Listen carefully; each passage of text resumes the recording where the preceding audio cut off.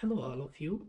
So today I'm going to explain you the complex and very important process in the S4HANA or in the extended warehouse management. We call this process as an scrapping management. So for an example, before this process, I'm going to give you some examples. Suppose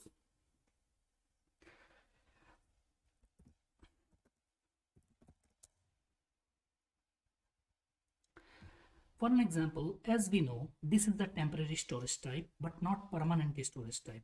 Here we put some kind of space material for specific activities or some packaging. For an example, we have the in the warehouse. Suppose in the warehouse, we have some area inside the warehouse building. Suppose we have some area. We call this as a work center. So in the work center, what we do? In the work center, we do the packaging, like we do the packaging kind of activities, we do the consolidation, we do the deconsolidation. So this is the specific kind of area we have in the warehouse, which is the temporary storage type, which is not permanent storage type, because whatever we put here, then after we move the products from here to outbound process or for like final put away, it depends upon the business requirement. So this is the real-time business requirement which I'm going to share with you, and this is an example, the process. This is just demo class. So in my classes I will give you the deep example how we do the process step by step through the S4HANA EWM system, how we manage the things. For an example, we have the storage bins in our warehouse. See carefully. We have some kind of material. Okay, just forget about this work center. Okay, let's come with the another example. In my warehouse, I have the storage bin, and in my warehouse, due to some rain, the water came into my full HU. Means there is a handling unit, one pallet full HU is there with some kind of materials. For an example, this is the plastic materials, some kind of electronics material. Let's assume we have the here multiple laptops or desktops in a HU, like higher configuration computers. Okay, due to some reason, water came inside and entire multiple HUs has been damaged. Like for an example, 80 handling units are spoiled. The material, because water went inside the computer systems or any kind of material you can consider. So this handling unit has been damaged, okay, due to the water. So what the warehouse management they will do, they will remove this handling unit from the final storage bin and they will put in somewhere. Let's consider this is another zone in my warehouse. This is another zone, or this is a temporary storage type we have in my warehouse, which is we call scrapping zone. So what we do, so you can assume this has been damaged due to the water, right? All the motherboards, computer parts has been damaged. Okay, now we should remove this damage handling unit from the final storage bin and we need to put it into the scrapping zone, because if we don't remove, due to this water, due to this damaged material, other material will be spoiled or could be spoiled, right?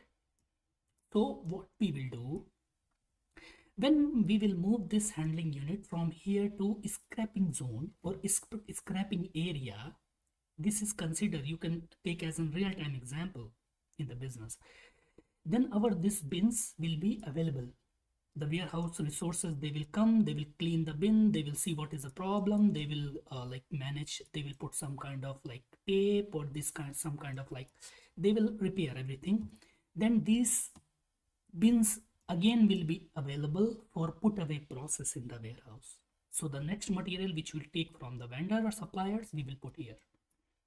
Until unless we don't move these handling units, bins won't be available. So now suppose this 80 handling units has been damaged.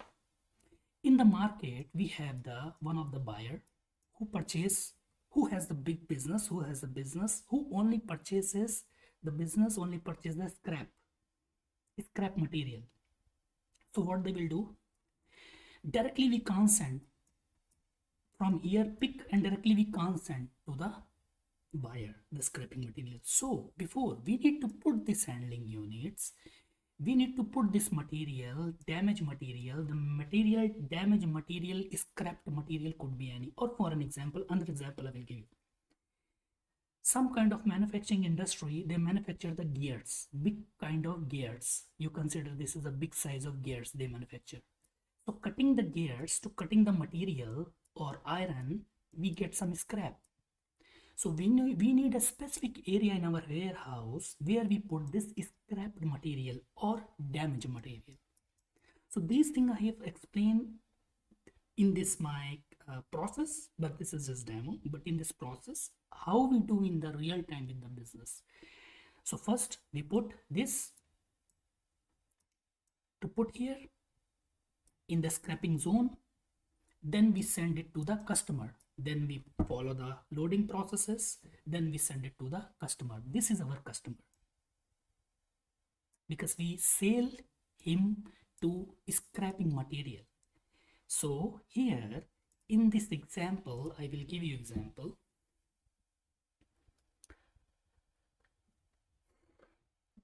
So here you can see, so suppose this is my warehouse building.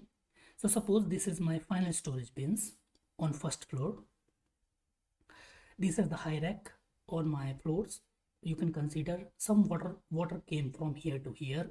All my 80 handling units got damaged. Or suppose we have, this is the manufacturing industry. So here after manufacturing the material, like we manufacture the big kind of axles of the big trucks, we manufacture big kinds of, for an example, tires, then we get the scrap waste product. So we need some specific area where we put the scrap material. And if we see here, this is the proper way. In this process I have explained how we do this. Directly we cannot put this on the, we can, but it's better if we put this scrapping material in the particular pallets. And this tapes, this metallic steps, or we can say this is a like one kind of like strips, we can consider as a, this is an optimization technique. So see, these are the scraps. Okay, so this is a particular area where we put the scrap. So we are going to understand how to move the damage or scrap material to scrapping zone. We can consider as a temporary storage type or area or open storage type or scrapping zone. It can be done daily in industries. Why I mention here daily? For an example, in your industry you manufacture the gears. Okay, this is another example. Or you manufacture some kind of material items. Just we can consider, you manufacture in this industry, we manufacture the cutting pliers, right? We cut the plants with some kind of scissors, big scissors we manufacture in the bulk. So then after we have the bulk material, bulk scrapping material. So because we manufacture daily basis, so, and the components which are broken, unused for a long time, the components which are expired or the rejected components from the quality, and those components move to the scrapping zone. Another example I will give you. For an example, we purchase the material from the supplier, and this is our new supplier. I don't believe, straight I will say, I don't believe about the quality of the material. So we must check the material before putting into the industry, inside the warehouse. Or if we have the manufacturing, any factory, industry, before taking the material from the vendor, supplier, we need to go through the quality inspection. We must go to the quality inspection. For example, with this current vendor, I have, for an example, started the business just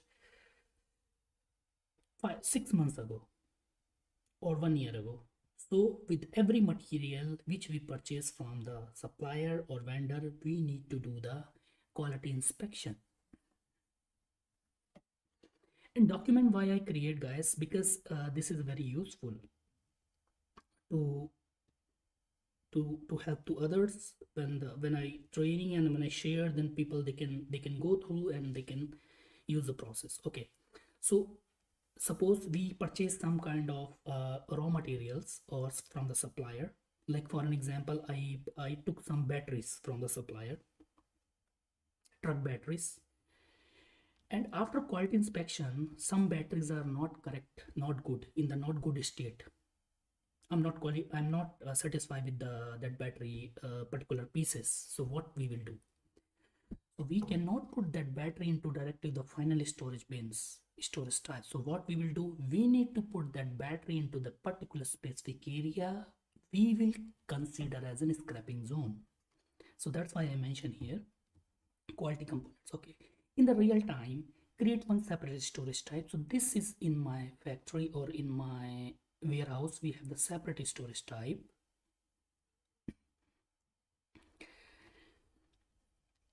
And one bin, and then move all the scrap components to the particular bin we call scrap bin. If we consider, if we see here carefully, if we see here, this is nothing but a bin. This is nothing but a bin. This is area we consider as a bin. This is nothing but a bin. This is nothing but a bin. This is nothing but a bin. Okay, and this entire area is nothing but a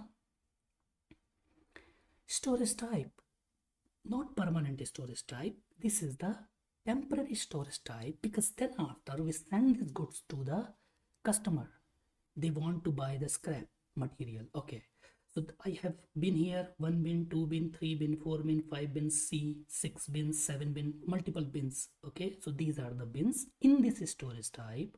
Or if you see, there's in this entire storage type, we have, this is the bin, this is one bin where we put, this is another bin, this is another bin. We can see, this is for an example, this is the, we can see length, this is the height. Okay, so the concept we know is stack level. Okay, so we can see we have the stacks, level 1, 2, 3, all the levels, and here we have, this is the storage type. Now, as we know, we cannot create the bin without a storage type. So first we should create the one storage type. So for an example, I will take this entire area name as a SCRP zone, SCRP hyphen zone.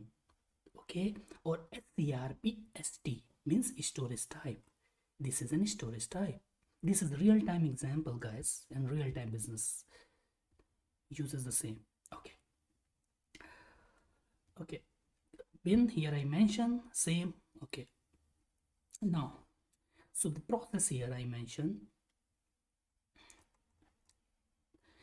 the custom storage type name we can give any, like for an example SCRP ST or any name, custom name. But first we need to copy from the standard storage type. SAP gave us a standard storage type, which is the number is the 8040. Okay, and this is the 1040 is the scrapping zone, because in SAP we have the definitions. When we use this property, all the standard property came into my custom storage type. I will give you the real one more example, you will understand more. So suppose I'm going to create one scrapping zone, storage type, and scrapping bin.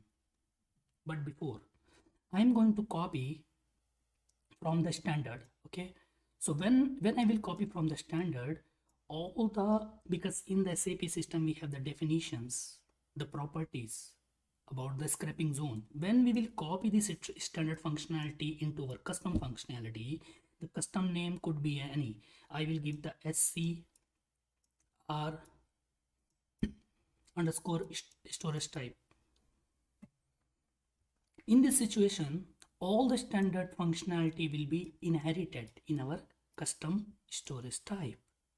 And when we do the movement, when we put the scrapping material in the scrapping zone in this storage type, which is my custom storage type, the movement would be smoother.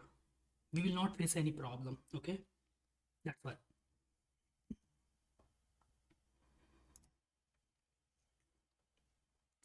So define storage type. Here I am creating one new storage type, which is scrapping zone, or a strapping zone. We can say we can call this as a scrapping storage type. Okay. So the standard storage type it 8040. We copy when we create, and custom storage type we create 1040. In my case, I created 1040. We can take the name as an SCR underscore ST or SCR 10. Okay, but the name should be 4 character. Okay, so the name SC is scrapping depends upon the business requirement. So this is the process. Then what I did, then I use the warehouse name. I copied the functionality into my warehouse.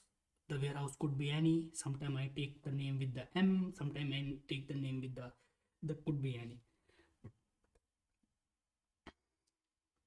Okay, guys. So this is a demo, and so the people they are going to take the more example real time training. They can mail me, and I will explain you more in detail how we do this movement at real time. With explanation, then you will come to know more how we do the outbound process, how we manage this put away optimization, because that's why we put here this is a strip, metal strip. Okay, then material won't come out because this is already damaged or scrapped material. If for an example this will be fell down, so any warehouse workers or resource could be damaged or injured. This kind of, for an example, this is a foils, like very sharp foil. If you don't put this, it will come out, and anyone is walking, they will be or injured. Okay, thank you guys. If you like my channel, or like and subscribe, then you will come to know more real-time processes, demo videos, and thank you guys. See you next.